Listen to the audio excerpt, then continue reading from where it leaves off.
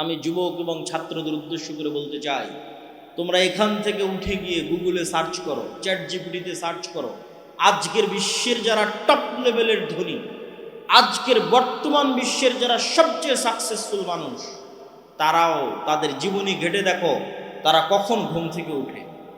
দেখবা 90%-এরও বেশি সফল মানুষ সকালে ঘুম থেকে উঠে।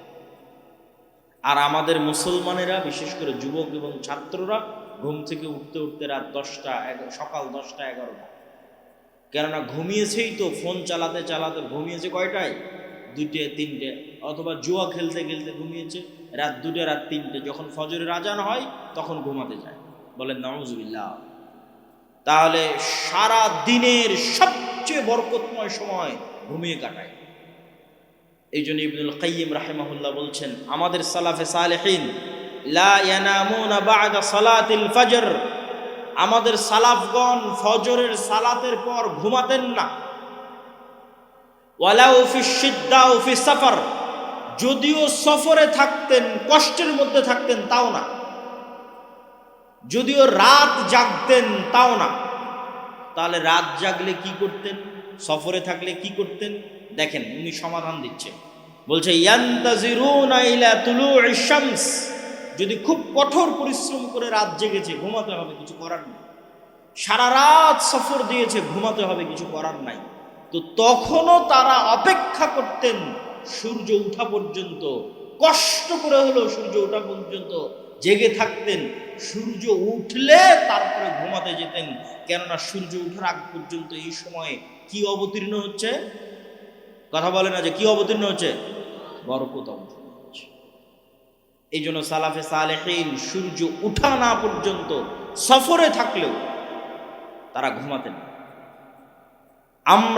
আমরা মুসলমানেরা আজকে এত পিছিয়ে, এত অবহেলিত, তার সবচেয়ে বড় কারণগুলোর একটা বড় কারণ হচ্ছে, একে তো মুসলমানদের কাছে সময়ের কোনো মূল্য নাই। পৃথিবীর সবচেয়ে বেশি সময় নষ্ট করার মতো সময় আছে মুসলমানদের কাছে, আর বাংলাদেশের বাঙালিদের কাছে তো আরও বেশি। শেখ আব্দুর রাজ্জাক বিন ইউসুফ কিন্তু এমনি বলেন না যে আপনারা ওই রাস্তাঘাটে বসে আড্ডা পিটিয়েন, মানে যার সময়ের দাম নাই সেই রাস্তাঘাটে বসে আড্ডা পিটিয়ে। আর আমি ইংল্যান্ডে দেখেছি, ইউরোপে দেখেছি যে আড্ডা বলতে কি, বই পড়া। আপনি ট্রেনে সফর করবেন তাও দেখবেন মানুষ বই পড়ছে, এয়ারপোর্টে বিমানবন্দরে যাবেন বিমানে দেখবেন তাও মানুষ বই পড়ছে। আর গোটা বাংলাদেশ ঘুরলে আপনি কোনো মানুষের হাতে বই পাবেন যে বাহিরে কেউ কোথাও বই নিয়ে বসে আছে। বরং সব জায়গায় চলতেছে গীবত, আড্ডা, নিন্দা। আর গণতান্ত্রিক রাজনীতি এত জঘন্য, এত নিকৃষ্ট যে মানুষকে গীবত করাই শেখায়। আর আমাদের আলেম ওলামা এবং দিনী ভাইদের জন্য আরো বড় অ্যালার্মিং, আরো বড় ভয়ঙ্কর অ্যালার্মিং, যে যারা দিনের কথা বলে, কোরআনের কথা বলে, হাদিসের অনুসারী বলে নিজেদের দাবি করে, তারাও গল্পে বসলে একটা কোরআনের আয়াত নিয়ে গল্প করে না, একটা আল্লাহর নবীর হাদিস নিয়ে গল্প করে না। এরাও গল্প করে কোন বক্তা কি বললো, কে কার বিরুদ্ধে লেগে গেল। সবাই সময় নষ্ট করতেছে, কেউ প্রোডাক্টিভ কিছু করতেছে না, যেই কাজ দিয়ে দেশ ও জাতির কোনো উপকার হবে এটা কেউ করতেছে না। তাহলে আপনার জাতি উন্নত হবে কি হবে, কিভাবে? সম্মানিত উপস্থিতি, ফজর এবং সকাল যে অতি গুরুত্বপূর্ণ, অতি প্রয়োজনীয়, সে সম্পর্কে পবিত্র কোরআনের কিছু আয়াত আপনাদের সামনে তুলে ধরতে চাই। যে আল্লাহ সুবহানাহু ওয়া তাআলা শুধু সকালকে লক্ষ্য করে কতগুলো আয়াত বলেছেন। ওয়াল ফজর ওয়া লায়ালিন আশর, সূরা ফাজর শুরু করছেন আল্লাহ যে শপথ সকালের, শপথ ফজরের। আল্লাহ সুবহানাহু ওয়া তাআলা আরেক জায়গায় বলেন ওয়াদ-দুহা, শপথ সকালের। আর এক আয়াতে আল্লাহ সুবহানাহু ওয়া তাআলা বলেন ওয়াস-সুবহি ইযা তানাফাস, শপথ সকালের, যখন সকাল প্রস্ফুটিত হয়। আর এক আয়াতে আল্লাহ সুবহানাহু ওয়া তাআলা বলেন ওয়ান-নাহারি ইযা তাজাল্লা, শপথ সকালের, শপথ দিনের শুরুর, যখন দিন প্রজ্বলিত হয়। আর অসংখ্য আয়াতে আল্লাহ সুবহানাহু ওয়া তাআলা সকালের শপথ করেছেন, ফজরের শপথ করেছেন, দিনের শুরুর শপথ করেছেন। আর এটা শুধু কোরআন এবং হাদিস দিয়ে জানার বিষয় নয়। আপনি যদি পৃথিবী পরিচালনায় আল্লাহর মূলনীতি দেখেন, পৃথিবী পরিচালনায় আল্লাহর মূলনীতি, যে আল্লাহ কেমনে পৃথিবী চালায়, আল্লাহর সিস্টেমটা কি, তাহলে আপনি দেখবেন ফুল কখন ফোটে? সকালে।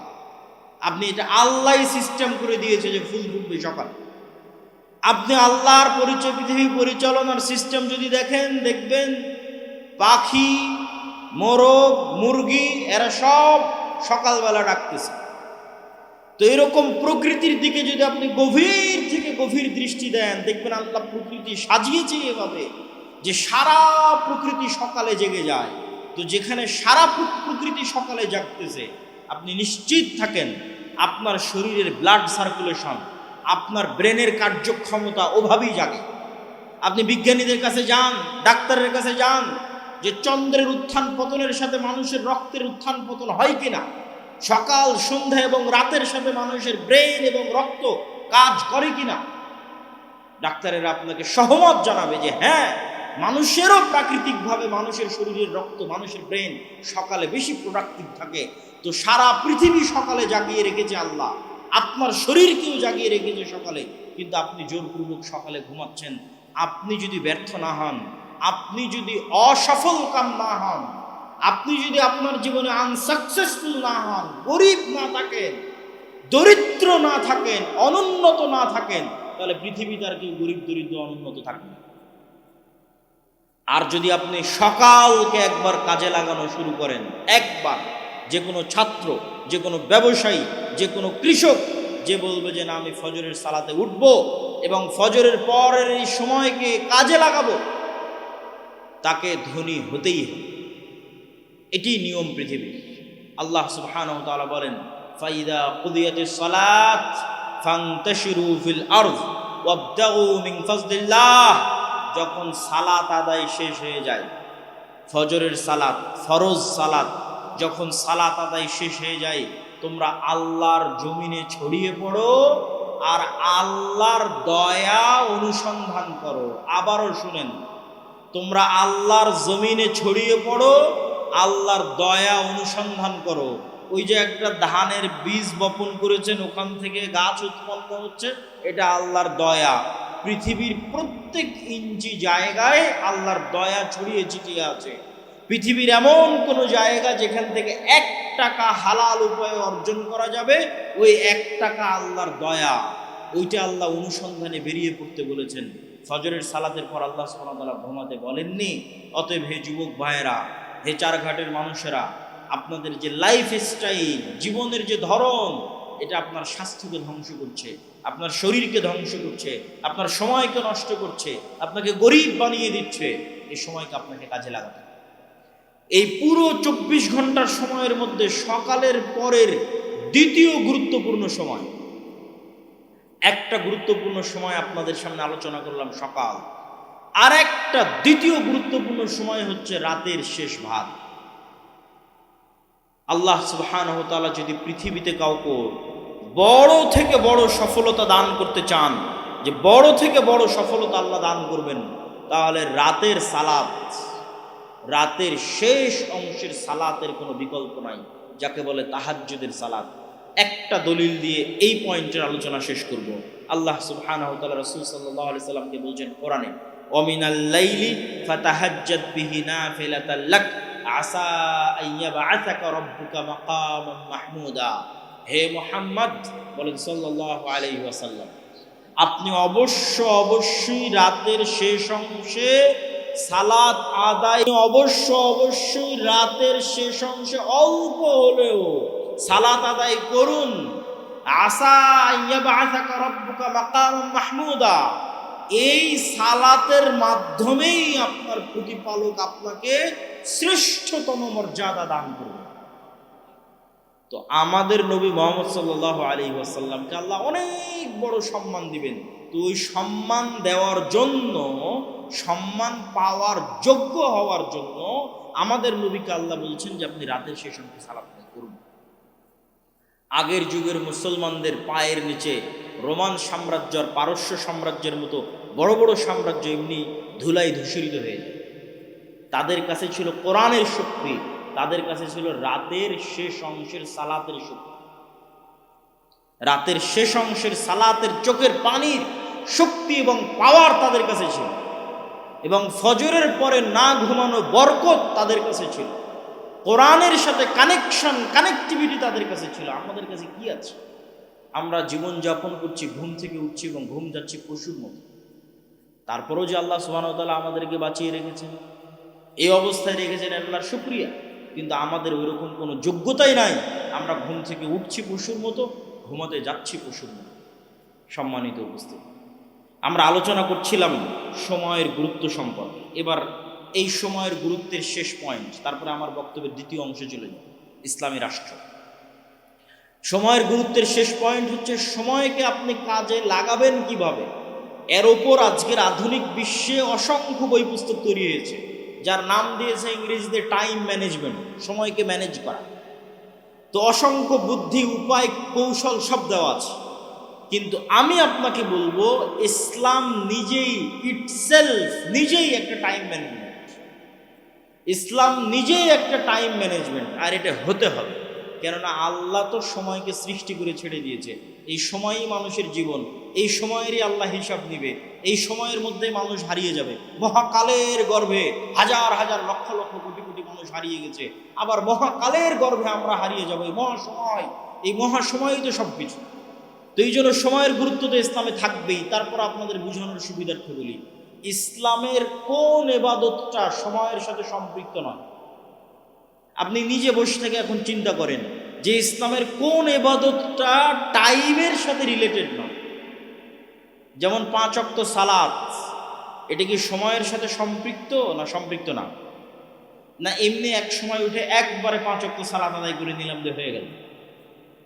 এইটা কিন্তু হবে না যে আমি ঠিক আছে এখন 10টা বাজে, এই 10টার সময় 5 ওয়াক্ত সালাত সমান যতগুলো রাকাত হয় তার সব একবারে পড়ে নিলাম, সারাদিনের নামাজ শেষ। এরকম কোনো ফতোয়া আছে? তাহলে প্রত্যেক সালাতের নির্দিষ্ট সময় আছে না? প্রত্যেক সালাতের সময় আছে, মানে ওই সময়টা তো চলে যাচ্ছে, সেভ হয়ে যাচ্ছে। ওই সময়ের মধ্যে আপনি কি করলেন? ওই সময়টুকুর মধ্যে আপনার একটা সালাত থাকা লাগবে। আপনার জীবন থেকে একটা সময় রানিং, আল্লাহ মহাকাল সৃষ্টি করে দিয়েছে, দৌড়াচ্ছে, হাজার হাজার কোটি কোটি কিলোমিটার গতিতে দৌড়াচ্ছে, যেটা আমি দেখতে পাচ্ছি 24 ঘন্টা। এই দৌড়ানোর মধ্যে আমার একটা কাজ থাকতে হবে। সকালে ফজর, দুপুরে জোহর, বিকেলে আসর, মাগরিব, সন্ধ্যায়, রাতে এশা, এগুলো একটা করে ছুটে গেল, মানে ওই সময়টা গ্যাপ চলে গেল, মানে ওই সময়ে আর আমার নামে কোনো নামাজ নেই। গ্যাপ, সময় কিন্তু সেভ হয়ে গেছে, সময় কিন্তু পার হয়ে গেছে, কিন্তু আমার নামে কোনো সালাত নেই। তো ইসলাম নিজেই একটা টাইম ম্যানেজমেন্ট। এখানে এমন একটা ইবাদত আপনি আমাকে দেখান যে ইবাদতের সময় দেওয়া নেই। আপনি যদি রমজানের কথা বলেন, আপনি যদি সাহারির কথা বলেন, আপনি যদি ইফতারির কথা বলেন, আপনি যদি ঈদের কথা বলেন, ঈদের নামাজের কথা বলেন, ঈদের নামাজ কখন পড়তে হবে, আপনি যদি কুরবানির কথা বলেন, কুরবানি কখন দিতে হবে, সিয়াম কখন শুরু হবে, নফল সিয়াম, সপ্তাহের সিয়াম, মাসের সিয়াম, প্রত্যেকটা ইবাদত সময়ের সাথে সম্পৃক্ত। জাকাতের কথাও যদি বলেন, জাকাতের হিসাব, ওটাও বছর, ওটাও সময়ের সাথে সম্পৃক্ত। হজের কথা যদি বলেন, হজ কখন করবেন, ওটাও সময়ের সাথে সম্পৃক্ত। সম্মানিত উপস্থিতি, তো ইসলাম নিজেই একটা টাইম ম্যানেজমেন্ট। কেউ যদি ইসলামকে শুধু অনুসরণ করে, চোখ বন্ধ করে, তো ওর সময় নষ্ট কম হবে। তার শুধু একটা উদাহরণ দেয় যুবক এবং ছাত্রদের জন্য, যে ধরেন আপনি ফজরের সালাত পড়ে যুবকেরা হয়তো গেম খেলতে বসে গেছে, হয়তো কোথাও খেলা দেখতে বসে গেছে, হয়তো জুয়ার আড্ডায় গেছে। তো ও যদি বেনামাজি হয়, তো আর কোনোদিন স্মরণ পড়বে না যে আমি কি করছি আর আমার কি করা উচিত। একটা মুভি দেখতেই সারাদিন পার হয়ে যাবে, একটা সিরিয়াল একের পর এক দেখতেই সারাদিন সারা রাত পার হয়ে যাবে। কিন্তু ওর যদি নামাজের বিষয়ে সচেতনতা থাকে, তাহলে জোহরের যখন আজান হবে, ওকে উজু করতে হবে, ফ্রেশ হতে হবে, মসজিদে যেতে হবে। ও অন্তত একটা ভাবার সময় পেল, কিরে সকাল থেকে তো সব সময় নষ্ট করলাম, এখন কি করব জোহরের পরে। ঠিক আছে, জোহরের পর আবার সময় নষ্ট শুরু করলো, এবার আসরের সময় আজান হলো, উজু করলো, মসজিদে গেল, আবার চিন্তা করার সুযোগ পেল, এতক্ষণ কি করলাম, এখন কি করব। আবার মাগরিবের সময় চিন্তা করার সুযোগ পেল, এতক্ষণ কি করলাম, এখন কি করব। আবার এশার সময় চিন্তা করার সুযোগ পেল, এতক্ষণ কি করলাম, এখন কি করব। শুধু যদি সালাতই আদায় করে ওই ব্যক্তি, তো অন্তত দিনে 5 বার চিন্তা করার সুযোগ পায় যে আমি কি করছি, আমার কি করা উচিত। আর যদি ওই সালাতটুকু আদায় না করে, তো এইভাবে কতদিন পার হয়ে যাবে, কত মাস পার হয়ে যাবে, ও কোনোদিন কল্পনা করারও সুযোগ পাবেন, এইভাবে একদিন মৃত্যু চলে আসবে। সম্মানিত উপস্থিতি, তো সময় আল্লাহর অনেক বড় নিয়ামত, আমাদেরকে সময় মূল্যায়ন করতে হবে। বিশেষ করে ফজরের পরের সময়, বিশেষ করে রাতের শেষাংশের সময় যদি কেউ মূল্যায়ন করতে পারে, জাতি হিসেবে আমরা সফল হব। আল্লাহ কবুল করুক, আল্লাহুম্মা আমিন। বক্তব্যের দ্বিতীয় অংশ, আমি আপনাদের অধৈর্য হওয়ার আগে বিদায় নিব। কেন? আমি আসছি ঢাকা থেকে, আমাকে যেতে হবে ঢাকা। আপনাদের শ্রদ্ধেয় উস্তাদ জি শেখ আব্দুর রাজ্জাক বিন ইউসুফ অসুস্থ থাকায় আমাকে ঢাকা থেকে আসতে হয়েছে। অতএব আপনাদের চেয়ে অনেক দূরে আমি যাব, তো আমার বক্তব্য শেষ হওয়ার আগে আপনারা উঠবেন না। আপনাদের থেকে আমি চেষ্টা করব কত দ্রুত আমি শেষ করতে পারি। ইসলামী রাষ্ট্র, এই জুলাই আগস্টের আন্দোলনের পরে বাংলাদেশের সবচেয়ে আলোচিত একটা ইস্যু হচ্ছে রাষ্ট্র ব্যবস্থা ইসলাম। তো রাষ্ট্র ব্যবস্থায় ইসলাম, কেউ বলতেছে হ্যাঁ সব মুসলমান তো বিশ্বাস করে যে রাষ্ট্রে ইসলাম লাগবে, কেউ বলতেছে ইসলাম প্রতিষ্ঠা করতে হবে গণতান্ত্রিক নির্বাচনের মাধ্যমে, কেউ বলতেছে না এইভাবে, কেউ ওইভাবে।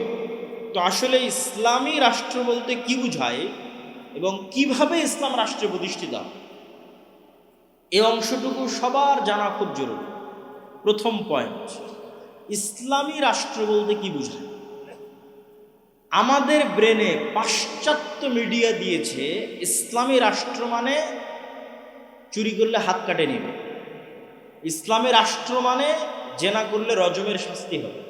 এগুলো ঠিক হবে, কিন্তু ইসলামী রাষ্ট্র মানে এই দৃশ্যগুলো বুঝানো, এটা আল্লাহর নবী বুঝানো। আমাদেরকে পাশ্চাত্য মিডিয়া বুঝেছে ইসলামী রাষ্ট্র মানে একজন মেয়েকেও বেপর্দায় বাইরে বের হতে দেওয়া যাবে না, সবাইকে বোরখা পড়তে বাধ্য করা হবে। তাহলে যারা পর্দা করে না ওরা কি চাইবে যে ইসলামী রাষ্ট্র আসুক? তখন ওরা আপনার দলকেও ভোট দিবে না, বাইরে বাইরে ইসলামের কথা বলবে, কিন্তু বাস্তবে চাইবে না যে ইসলাম ক্ষমতা আসে।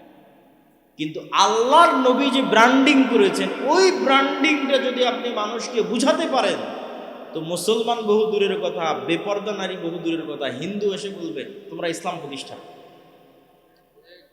খ্রিস্টান এসে বলবে তোমরা ইসলাম প্রতিষ্ঠা। সেটা কি? রাসূলুল্লাহ সাল্লাল্লাহু আলাইহি ওয়াসাল্লাম বলেন, লা তাকুমুস সাআহ হাত্তা ইয়ানজিলা ঈসা ইবনে মারইয়াম। কিয়ামত ততদিন হবে না যতদিন মারিয়ামের সন্তান ঈসা পৃথিবীতে নেমে না আসছে। আর মারিয়ামের সন্তান ঈসা পৃথিবীতে নেমে আসার পর তিনটা কাজ করবে। এক, ইয়াকসিরুস সালিব, ক্রুশকে ভেঙে দিবে। ওয়া ইয়াকতুলুল খিনজির, শুকুরকে হারাম ঘোষণা করে পৃথিবী থেকে বিদায় করে দিবে। তিন নাম্বারটা হচ্ছে সবচেয়ে গুরুত্বপূর্ণ, আগের দুটো ভিন্ন পরিবেশের সাথে সম্পৃক্ত। কি পরিবেশ সেটারও একটু ইঙ্গিত দিবে। আর তিন নাম্বারটা হচ্ছে মূল, সেটা কি? উনি সমগ্র পৃথিবীতে হাকামান মুকসিতা, সমগ্র পৃথিবীতে ঈসা আলাইহিস সালাম ন্যায় বিচার প্রতিষ্ঠা করবেন। বলেন আল্লাহু আকবার। ন্যায় বিচার, এটা হচ্ছে রাষ্ট্রে ইসলামের ব্র্যান্ডিং। যে ইসলাম রাষ্ট্রে গেলে কি হবে? আপনার মানুষ আপনাকে বলবে ইসলাম রাষ্ট্রে গেলে হাত কাটবে, কেউ বলবে রজম করবে, কেউ বাধ্য পর্দা করবে। আল্লাহর নবী বলছেন ইসলাম রাষ্ট্রে গেলে সমগ্র পৃথিবীতে কি প্রতিষ্ঠা হবে? ন্যায় বিচার প্রতিষ্ঠা হবে। মানে একজন মানুষও মাজলুম থাকবে না, একটা হিন্দু মাজলুম থাকবে না, একটা কুকুরও মাজলুম থাকবে না, তার নাম ন্যায় বিচার। এবং এই ব্র্যান্ডিং এর কারণেই ইসলামে ন্যায়ের গুরুত্ব কত বেশি। রাসূলুল্লাহ সাল্লাল্লাহু আলাইহি ওয়াসাল্লাম বলেন, সাবআতু ইউদিল্লুহুমুল্লাহ ইয়াওমা লা দিল্লা ইল্লা দিল্লু। 7 শ্রেণীর মানুষকে কিয়ামতের মাঠে আল্লাহ বিশেষ ছায়া দিবে। তার 1 নাম্বার ন্যায়পরায়ণ দায়িত্বশীল। মানে যে ন্যায়পরায়ণ দায়িত্বশীল, ওই নাম্বারিংয়ে যে 1 নাম্বারে চলে গেছে, তো তাহাজ্জুদ গুজার ব্যক্তিকে পিছনে ফেলে কিন্তু 1 নাম্বারে গেছে। নফল সিয়াম পালনকারী ব্যক্তিকে পিছনে ফেলে 1 নাম্বারে গেছে। আর যত ফাজাইলে আমল আপনার জানা আছে সবগুলোকে পিছনে ফেলে 1 নাম্বারে গেছে ন্যায়পরায়ণ দায়িত্বশীল। কেননা ওইটাই সবচেয়ে কঠিন, ওইটাই সবচেয়ে কঠিন। আর ওইটা একমাত্র সত্যিকার মুসলিমই ওইটা প্রতিষ্ঠা করতে পারে। ন্যায়ের গুরুত্ব আল্লাহর নিকটে কত বেশি, আল্লাহ সুবহানাহু ওয়া তাআলা বলছেন, ইন্নাল্লাহা ইয়া'মুরুকুম বিল আদল। আল্লাহ তোমাদেরকে ন্যায় প্রতিষ্ঠা করার আদেশ দিয়েছেন। আল্লাহ আরো বলেন, লা ইয়াজরিমান্নাকুম শানআনু কওমিন আলা আল্লা তা'দিলু, হে মুমিনেরা, হে মুসলমানেরা, নির্দিষ্ট কোনো মানুষের প্রতি তোমার অন্তরে থাকা ক্ষোভ, নির্দিষ্ট কোনো দলের প্রতি তোমার অন্তরে থাকা হিংসা তোমাকে যেন অন্যায় করতে উদ্বুদ্ধ না করে, বরং ন্যায় প্রতিষ্ঠা করো, আর এটিই তাকওয়া। আল্লাহর নবী সন্তান সন্ততিকে চুমু দেওয়ার ক্ষেত্রে, ভালোবাসার ক্ষেত্রে ন্যায় প্রতিষ্ঠা করতে বলেছেন, আর আল্লাহ বিবাহের ক্ষেত্রে স্ত্রীদের উপর ন্যায় প্রতিষ্ঠা করতে বলেছেন, যে যদি ন্যায় প্রতিষ্ঠা করতে পারো তবে একের অধিক বিয়ে করো। তো এতগুলো কথা কেন বললাম? রাষ্ট্রে ইসলামের ব্র্যান্ডিং ন্যায়, আর ঈসা আলাইহিস সালাম সমগ্র পৃথিবীতে ন্যায় বিচার প্রতিষ্ঠা করবে। এখন আপনার কাছে আমার প্রশ্ন, যে ঈসা আলাইহিস সালাম যদি নিজে ন্যায় পরায়ণ না হয়, উনি কি ন্যায় প্রতিষ্ঠা করতে পারবে? পারবে না। তাহলে ঈসা আলাইহিস সালাম যে সমগ্র পৃথিবীতে ন্যায় প্রতিষ্ঠা করবে, তার জন্য এক নম্বরে ঈসা আলাইহিস সালামকে নিজেকে ন্যায় পরায়ণ হতে হবে। আর আল্লাহ সব নবীকে জন্মগত ন্যায় পরায়ণ করে পাঠিয়েছেন, মানে জন্মই দিয়েছেন নবীদেরকে ন্যায় পরায়ণ সত্যবাদী অবস্থায়। এখন আমার আর আপনার কাছে প্রশ্ন, যে আমরা কি রাষ্ট্রে ইসলাম প্রতিষ্ঠার যোগ্য হতে পেরেছি? ওইটার প্রশ্নের এক নম্বর আসবে যে আমরা কি ন্যায় পরায়ণ হতে পেরেছি। যদি আমরা ন্যায় পরায়ণ হতে না পারি, তো রাষ্ট্রে ইসলাম প্রতিষ্ঠার যোগ্য হতে পারিনি। এবার বাস্তব উদাহরণে আসেন। আপনাদের এই চারঘাট, বাঘা, রাজশাহীর এই অঞ্চলের যত মানুষ আপনারা এখানে উপস্থিত আছেন, যতজন মিডিয়ার মাধ্যমে শুনবেন, আশেপাশের পাড়া প্রতিবেশী সবার কাছে চেক করবেন আমার এই প্রশ্ন। দুইটা উদাহরণ দিব। এক, আপনার বাবার মৃত্যুর পরে অথবা আপনার দাদার মৃত্যুর পরে আপনি আপনার বোনকে অথবা আপনার আব্বা, আপনার ফুফুকে আপনার দাদা অথবা বাবার সম্পত্তিতে ন্যায়ের সাথে তার পাওনা বুঝিয়ে দিয়েছে কি? প্রশ্ন। এক দল মানুষ পাবেন বুঝিয়েই দেয়নি, মানে বোনকে এই অজুহাত দিয়েছে যে সে ভাইয়ের বাড়িতে যাতায়াত করবে, এই জন্য ভাই তার সম্পত্তি ভোগ করবে। আর আরেক দল মানুষ বুঝিয়ে দিয়েছে ঠিকই, কিন্তু চারঘাট বাজারের দামি জমিটা নিজে নিয়েছে, আর বিলে নদীর মধ্যে ভাঙ্গনে যে জমিটা চলে গেছে সেটা বোনকে দিয়েছে। চরের জমি বোনকে দিয়েছে, আর ভালো জমি নিজে নিয়েছে। তো এটা কি ন্যায় প্রতিষ্ঠা করেছে? সে ন্যায় প্রতিষ্ঠা করে। এবার রেজাল্ট কি? রেজাল্ট হচ্ছে, এই ব্যক্তিকে যদি আপনি এখন রাষ্ট্র ক্ষমতায় বসান, তো 16 বছর যা দুর্নীতি হয়েছে একদিনে তার চেয়ে বেশি করবে। তাহলে সে কি ন্যায় বিচার প্রতিষ্ঠা করতে পারবে রাষ্ট্রে?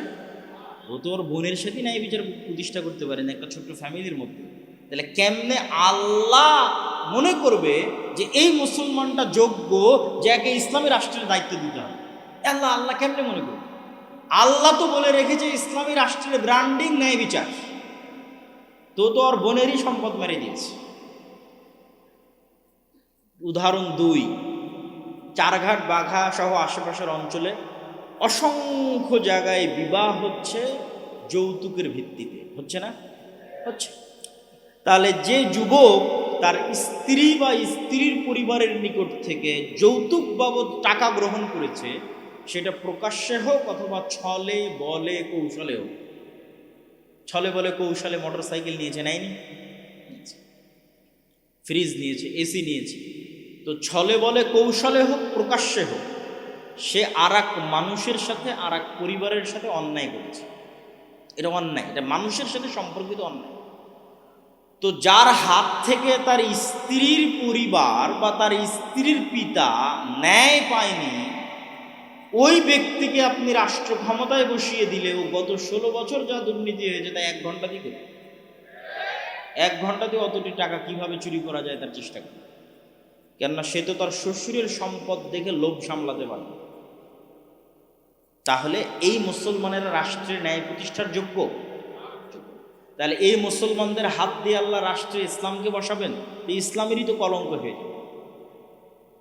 সম্মানিত উপস্থিতি, তাহলে আবারও চলে আসে রাষ্ট্রে ইসলাম প্রতিষ্ঠার ব্র্যান্ডিং ন্যায় বিচার। তাহলে যে মুসলমান ন্যায় প্রতিষ্ঠা করার যোগ্য, ওই মুসলমানই রাষ্ট্রে ইসলাম প্রতিষ্ঠা করার যোগ্য। তাহলে মুসলমান ন্যায় প্রতিষ্ঠা করার যোগ্য নয়। দুই, আজকের যুগের মুসলমানদের আরেকটা বড় সমস্যা হচ্ছে আজকের যুগের মুসলমানেরা সত্য বলা জানে না, আর মিথ্যা বললে কখনো নেতা হওয়া যায় না। মিথ্যা বলে কেউ নেতা হতে পারে না, সত্যই মানুষকে নেতা বানায়।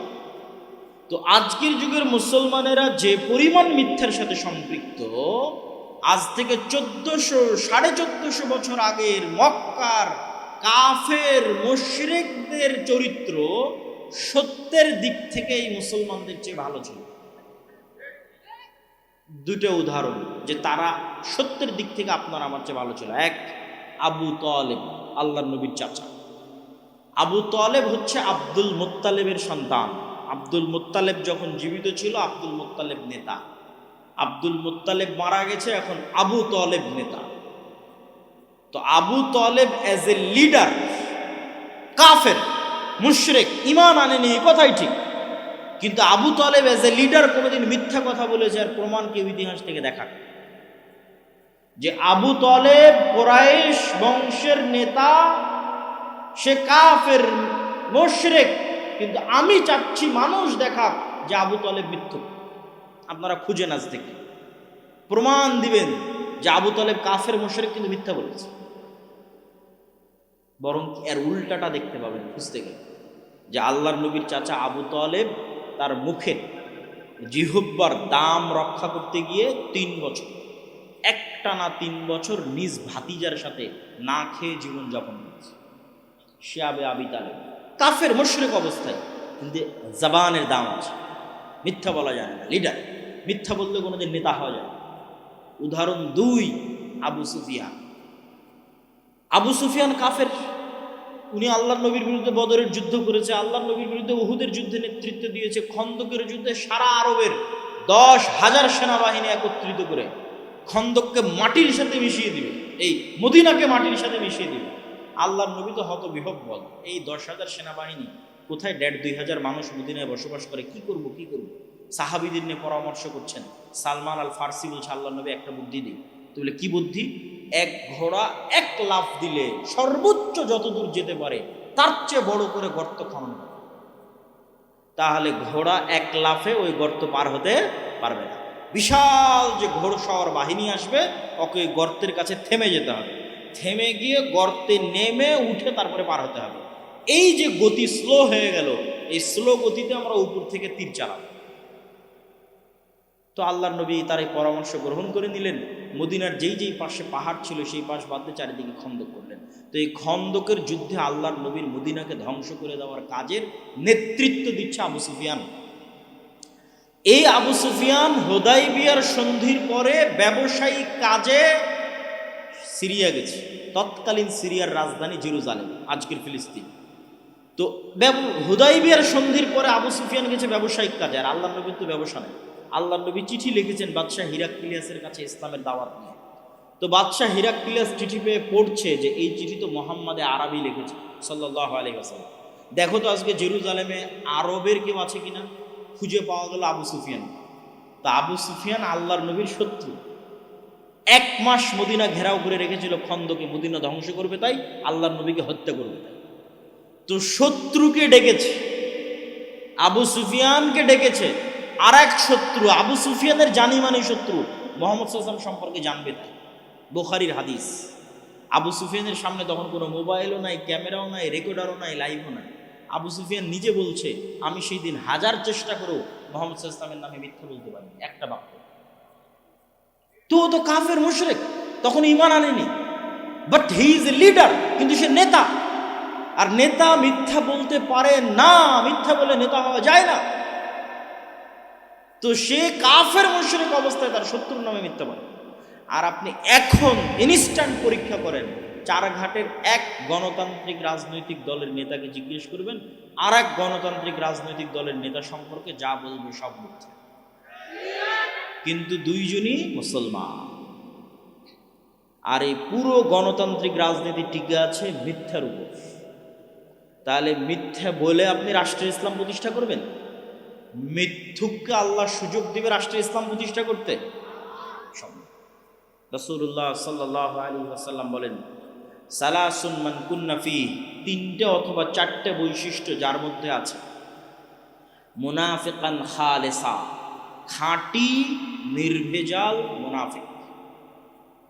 এক, কথা বললে মিথ্যা বলে, তাকে আল্লাহর নবী কি বললেন? মুনাফিক। দুই, তাকে কোনো দায়িত্ব দেওয়া হয়েছে, সেই দায়িত্বের আমানতের সাথে খেয়ানত করে। তো এই হাদিসটা এবং ইসলামের এই চিত্রটা, যে ইসলাম মানে সে সত্যবাদী ন্যায়পরায়ণ মুসলিম হবে, এই চিত্রটা আমরা মানুষকে বুঝাতে আমরা আলেম ওলামারা এই পরিমাণ ব্যর্থ যে মানুষ প্রকাশ্যে বলছে যে আমি প্রশ্ন ফাঁস করার টাকা আল্লাহর রাস্তায় দান করি। নাউজুবিল্লাহ। তাহলে ওই মানুষকে আমরা ইসলাম শেখাতে ব্যর্থ। সে প্রশ্ন ফাঁস করার টাকা আল্লাহর রাস্তায় দান করেন। আপনি এরকম কত OC, DC, SP, AC land, sub registrar নেবেন, এরা নিজ নিজ পদের দায়িত্বের আমানতের সাথে খেয়ানত করে যে টাকা অর্জন করেছে ওই টাকা দিয়ে হজ করতে গেছে। তাহলে আমরা তাদেরকে ইসলাম বুঝাতে পেরেছি? পারি। ওদেরকে আল্লাহর নবী বলেছেন মুনাফিক। কি বলেছেন? আর মুনাফিক মুসলিম কখনো নেতা হতে পারে না। তাহলে আপনি চারিদিকে তাকিয়ে এখন একটা মুসলমান খুঁজে বের করেন যাকে আল্লাহ ইসলামী রাষ্ট্রের নেতা বানাবে, একটাও খুঁজে পাবেন না। এটাই হলো সবচেয়ে হতাশা। তো যদি খুঁজে না পাবেন তাহলে জিজ্ঞেস কেন করেন যে রাষ্ট্রে ইসলাম প্রতিষ্ঠা করবে? যোগ্য তো নাম রাষ্ট্রে ইসলাম প্রতিষ্ঠা। আর এই জিনিসটা আমি আরও বেশি রিয়ালাইজ করেছি, আরও বেশি অনুভব করেছি যখন ইউরোপে, ইংল্যান্ডে মুসলমানদেরকে দেখেছি। মুসলমানেরা দেধারসে আর এক খ্রিস্টান রাষ্ট্রের কাছে, আর এক কাফের রাষ্ট্রের কাছে মিথ্যা বলতেছে। ওই খ্রিস্টান কাফের রাষ্ট্রের কাছে 2টা টাকা বেশি পাবে না। মানে মুসলমানে তো মিথ্যা বলছেই, কিন্তু এক মুসলমান যে বলে যে আমি কালেমা পড়েছি আশহাদু আল্লা ইলাহা ইল্লাল্লাহ, সে নাকি নবীর উম্মত। তো নবীর উম্মতের নবীর কি অপমান, আর এই কালেমার কি অপমান যে কালেমা পাঠকারী মুসলমান আর এক খ্রিস্টান আর এক কাফের এবং কাফের রাষ্ট্রের কাছে মিথ্যা বলছে 2টা টাকা বেশি নেওয়ার জন্য। বলেন নাউজুবিল্লাহ। এই হলো মুসলমানদের আত্মমর্যাদা, এই হলো মুসলমানদের আত্মসম্মান। সম্মানিত উপস্থিতি, তাহলে আমাদের এই চারিত্রিক গুণ যতদিন উন্নত না হবে, একটা প্রজন্ম যতদিন আমরা তৈরি না করতে পারবো, যে প্রজন্ম সত্যের উপর অটল, ন্যায়ের উপর অটল, ন্যায় প্রতিষ্ঠা করবে, ন্যায় প্রতিষ্ঠার আন্দোলন করবে, ন্যায় প্রতিষ্ঠার সংগ্রাম করবে। আপনি মসজিদে যান, মাদ্রাসায় যান, ইসলামী দলে যান, ইসলামী আন্দোলনে যান, সব জায়গায় নামাজ আছে, সিয়াম আছে, সালাত আছে, আকীদা আছে, নাই তো কি ন্যায়পরায়ণতা নাই। এইটা বাস্তবতা এবং সত্য বলছি। ওই মাদ্রাসার সাথে এই মাদ্রাসার মিল নাই, ওই দলের সাথে এই দলের মিল নাই। ভিতরে যান, বাহিরে বক্তাদের মুখে শুনবেন যে মাসলা মাসাইল, আদর্শ, এগুলো আদর্শ মাসলা মাসাইল কিছু না। ভেতরে গিয়ে দেখেন হয় একজন অন্যায় করছে আর একজন মাসলা, আর কিছু না। ইসলামী দলের নেতা যে কর্মী বেশি চামচামি করেছে ওকে পদ দিয়েছে, আর যে কর্মী কঠোর পরিশ্রম করেছে ওকে পদ দেয়নি। তাবলিগ জামাতের গন্ডগোল যান, চ্যালেঞ্জ দিলাম, বাহির থেকে আপনার মনে হচ্ছে যে না এখানে মনে হয় ফতোয়া মাসলা মাসাইলের কিছু না। ভেতরে গিয়ে দেখেন একজন জালেম আর একজন মাজলুম। মসজিদে যান, মাদ্রাসায় যান, মাদ্রাসার পরিচালক, মসজিদ কমিটির সভাপতি, সে তার মসজিদের দায়িত্বশীল যারা আছে তাদের প্রতি ন্যায় করতে পেরেছে। মাদ্রাসার পরিচালক তার মাদ্রাসার শিক্ষকদের প্রতি ন্যায় করতে পেরেছে। সালাত, সিয়াম, হজ, যাকাত সবই আছে বাবা, ন্যায় নাই। তো যিনি ন্যায় প্রতিষ্ঠা করতে পারেননি তার দলে, যিনি ন্যায় প্রতিষ্ঠা করতে পারেননি তার মাদ্রাসায়, তাকে আল্লাহ কেমনে যোগ্য মনে করবে যে সে রাষ্ট্রে ন্যায় প্রতিষ্ঠা করবে? অতএব আমাদের মূল জায়গায় হাত দিতে, ন্যায় প্রতিষ্ঠার আন্দোলন করতে। চারঘাটের মানুষ, যুবকেরা যদি মনে করে আমরা রাষ্ট্রে ইসলাম দেখতে চাই, তাহলে তোমার সমাজে অন্যায় বন্ধ করো। যেখানে জানাজা পড়াতে গেছে ওখানে জানাজা পড়িয়ে ওর মেয়েকে ওর ন্যায্য হিস্সা বুঝিয়ে দাও, ন্যায় প্রতিষ্ঠা করো। জুলম হবে, মুসলমান চেয়ে দেখবে, আবার ওই মুসলমানকে আল্লাহ নেতা বানাবে, এটা অসম্ভব। মোহাম্মদ বিন কাসেম সিন্ধু বিজয় করতে এসেছিল, আমরা জানি ইসলাম প্রচারের জন্য এসেছিল। আপনি ইতিহাস ঘেটে দেখেন, সিন্ধু বিজয় করতে এসেছিল অত্যাচারিত মা এবং বোনদেরকে বাঁচানোর জন্য। ইতিহাস তাই লেখা আছে। স্পেনে গেছে তারেক বিন জিয়াদ, আমরা বলছি তারেক বিন জিয়াদ স্পেনে ইসলাম প্রচার করেছে। আপনি ইতিহাস পড়ে দেখেন, তারেক বিন জিয়াদ স্পেনে গেছে, স্পেনের মানুষেরা বারবার চিঠি লিখেছে, আমরা অত্যাচারিত, আমরা মাজলুম, আমাদের বাঁচাও। অত্যাচারিত মাজলুমকে বাঁচাতে স্পেন গেছে। তো ইসলাম হচ্ছে ন্যায়ের দিন, ন্যায়ের ধর্ম, ন্যায় প্রতিষ্ঠা করার ধর্ম। একবার যদি মুসলমানেরা আবার সত্য বলা শিখে যায়, আবার ন্যায় প্রতিষ্ঠা করা শিখে যায়, তাহলে ওই রকম রোমান আর পারস্য সাম্রাজ্যের মতো আজকের যুগের যত সুপার পাওয়ার আছে সব মুসলমানদের পায়ের নিচে। কিন্তু ওই রকম ব্যক্তিত্ব সম্পূর্ণ, আত্মমর্যাদা সম্পূর্ণ মুসলমান লাগবে। তো ব্যক্তিত্ব আত্মমর্যাদা মুসলমান তৈরি হবে কেমন? সবার তো কিস্তিতে লোন আছে, এটা হাসির কথা না। এটার পিছনে একটা হাদিস বলি আপনাকে। রাসূলুল্লাহ সাল্লাল্লাহু আলাইহি ওয়াসাল্লাম বলতেছেন, আল্লাহুম্মা ইন্নী আউযু বিকা মিনাল মা'তামি ওয়াল মাগরাম, হে আল্লাহ, পাপ থেকে বাঁচতে চাই, লোন থেকে বাঁচতে চাই। আর এক দোয়ায় আল্লাহর নবী বলছেন, আল্লাহুম্মা ইন্নী আউযু বিকা মিনাল হাম্মি ওয়াল হুজনি, বলতে বলতে বলছেন ওয়াজালঈদ দাইনি বা ওয়াগালাবাতিদ দাইনি, যে আমি ঋণের বোঝা থেকে বাঁচতে চাই। তো আল্লাহর নবীকে সাহাবীরা জিজ্ঞেস করছে, হাদিস সহিহ, যে আল্লাহর নবী আপনি ঋণ থেকে এত কেন বাঁচতে চান? তো আল্লাহর নবী বলছেন, আর রজুলু ইজাস্তাদানা বাদা আইয়ুকাদ্দিব, মানুষ যখনই লোন নেওয়া শুরু করে তখনই মিথ্যা বলা শুরু করে। এবার বুঝলেন কেন বললাম যে আত্মমর্যাদা সম্পূর্ণ মুসলমান কেমনে তৈরি হবে? সবাই তো কিস্তিতে লোন নিয়ে রেখেছে। আল্লাহর নবী বলে গেছেন, মানুষ লোন নেওয়া শুরু করলে কি বলে? মিথ্যা বলে। তাহলে আপনি কিস্তিতে যখন লোন কর্জ নেওয়া শুরু করেছেন, তো হয় আপনি মিথ্যা বলছেন, না আপনার বউকে মিথ্যা বলা শিখিয়েছেন, না হয় আপনার ছেলেকে মিথ্যা বলা শিখিয়েছেন। তো পুরো একটা পরিবার মিথ্যার উপর গড়ে উঠতেছে। তো এই পরিবার থেকে মোহাম্মদ বিন কাসেম, তারেক বিন জিয়াদের জন্ম হবে? সালাহুদ্দিন আইয়ুবীর জন্ম হবে? অসম্ভব। শুধু গোলামের জন্ম হতে পারে, গোলাম, কৃতদাস, যারা ভারতের গোলামি করে জীবন পার করবে, সেই গোলামের জন্ম হতে পারে। আর যদি বলে না, গোলামের জন্ম হবে না, নেতার জন্ম হবে, তাহলে অবশ্যই সত্য বলতে হবে। আর সত্য বলতে চাইলে লোন নেওয়া, নাহলে মাথা উঁচু করে থাকতে পারবে। লোন আপনার মাথা নিচু করবেই। সম্মানিত উপস্থিতি, এবার বক্তব্যের এই দ্বিতীয় অংশের আর এক পয়েন্ট, যে রাষ্ট্র ইসলাম প্রতিষ্ঠা করতে চাইলে 1 নাম্বার বলেছি, মুসলমানদের সত্যবাদী হতে হবে, ন্যায়পরায়ণ হতে হবে, ন্যায় প্রতিষ্ঠার আন্দোলন করতে হবে। পয়েন্ট নাম্বার 2, নিজের দ্বীনের উপর, নিজের নবীর সুন্নাতের উপর শক্ত কনফিডেন্স, আত্মবিশ্বাস থাকতে হবে। এবং এটার উদাহরণ দিয়ে আমি আমার বক্তব্যের শেষের দিকে চলে যাব।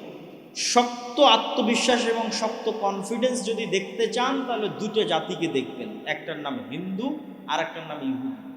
আপনি বলবেন পৃথিবীর সবচেয়ে 2 নিকৃষ্ট জাতির উদাহরণ দেখতে, বললেন জি। হিন্দুর উদাহরণ 1 নাম্বার কেন? সারা বাংলাদেশের সীমান্তগুলোতে যখন সমস্যা হচ্ছে, আমাদের যুবকেরা ফেসবুকে ট্রল করতেছে যে ভারতের মানুষের টয়লেট নাই, ভারতের মানুষেরা গোমূত্র পান করে, ইত্যাদি ইত্যাদি ইত্যাদি, অসংখ্য ট্রল। তো আমি কিন্তু যখন এই সমস্ত ট্রল দেখি, আমার মাথায় ঘুরে অন্য কথা। আমার মাথায় কি ঘুরে? আমার মাথায় ঘুরে 1947-এ ভারত প্রতিষ্ঠা হয়েছে সেকুলারিজমের উপর। গান্ধী, নেহরু, আবুল কালাম আজাদ, বল্লভভাই প্যাটেল, এরা সবাই মিলে সেকুলারিজমের উপর ভারত প্রতিষ্ঠা করেছে।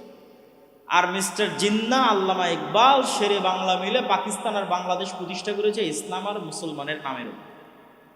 আজকে 70-75 বছর পর ওই পাকিস্তান আর এই বাংলাদেশ পাল্লা দিয়ে পৃথিবীকে বলছে, দেখো আমি কত বড় সেকুলার, আমি কত বড় উদার, আমি কত বড় ধর্মবিদ্বেষী।